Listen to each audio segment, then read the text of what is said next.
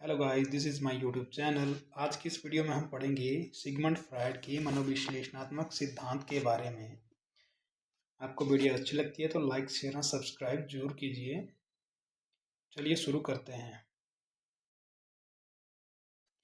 Sigmund Freud Austria के मनोवैज्ञानिक थे। इन्होंने मनोविश्लेषण सिद्धांत का प्रतिपादन किया जो व्यक्तित्व से संबंधित है। इसमें व्यक्ति की मानसिक क्रियाएं एवं व्यवहार से संबंधित अध्ययन किया जाता है। इन्होंने इसकी नींव 1890 के दशक में रखी थी। मनोविश्लेषण क्या होता है, इसके बारे में जानते हैं। मनोविश्लेषण मुख्यतः व्यक्ति की मानसिक क्रियाओं और व्यवहारों का अध्ययन से संबंधित है। इसे सामाजिक तौर पर भी लागू किया जा सकता है। फ्रायड मनोविश्लेषण सिद्धांत के अनुसार व्यक्तित्व की संरचना के दो मॉडल होते हैं, जिसमें पहला है आकारात्मक मॉडल और दूसरा है गत्यात्मक मॉडल। आकारात्मक मॉडल को 3 अवस्थाओं में बताया है, जिसमें पहला है चेतन मन, जिसे हम कॉन्शियस माइंड भी कहते हैं। दूसरा है अर्धचेतन मन, जो हाफ कॉन्शियस माइंड कहलाता है। इसके बाद अर्धचेतन मन, जो अनकॉन्शियस माइंड कहलाता है। सबसे पहले चेतन मन के बारे में जानेंगे। चेतन मन मस्तिष्क की जागृत अवस्था होती है, जो कि 10% होती है।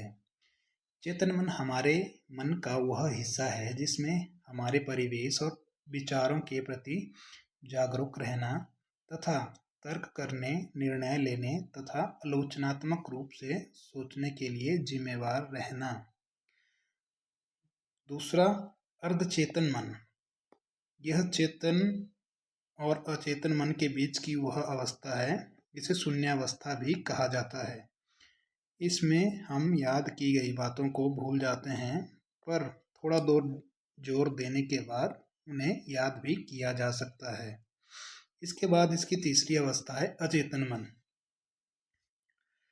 अचेतन मन मस्तिष्क की वह अवस्था है जिसमें दुख, दबी हुई इच्छाएं तथा कटु अनुभव शामिल होते हैं।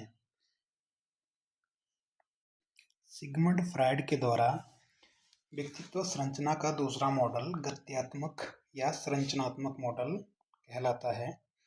इसमें फ्रायड के अनुसार मूल प्रवृत्तियों से उत्पन्न मानसिक संघर्षों का समाधान जिन साधनों के द्वारा होता है, वे सभी गत्यात्मक संरचनात्मक मॉडल के अंतर्गत आते हैं। इसमें 3 घटक या 3 साधन हैं। पहला है इदम, दूसरा है अहम और तीसरा है परा अहम।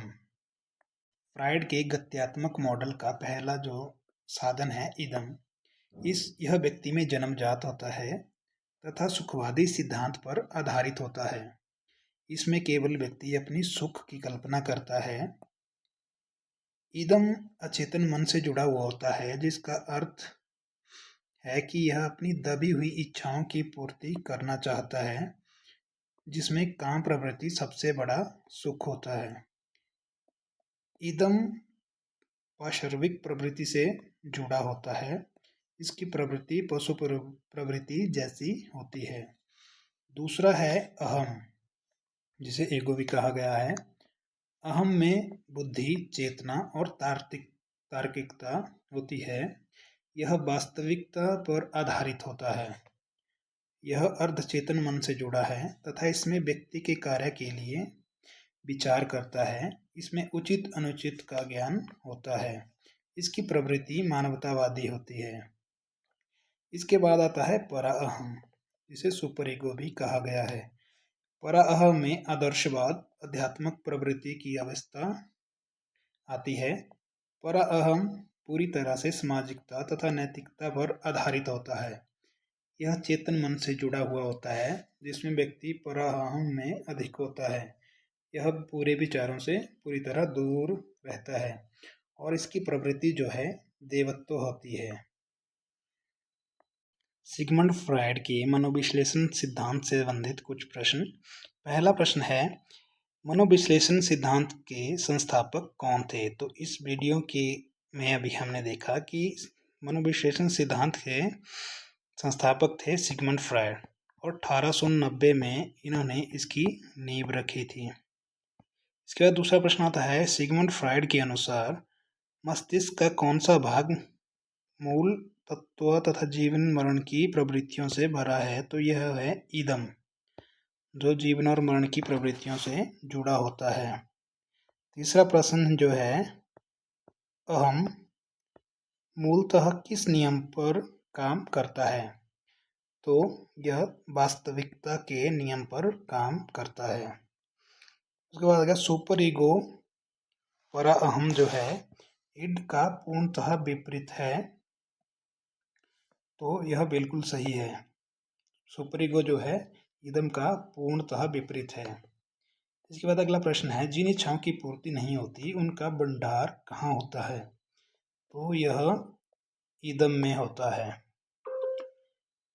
मानव की जितनी भी जो इच्छाएं हैं जिनकी पूर्ति नहीं होती है वह इदम में होती है।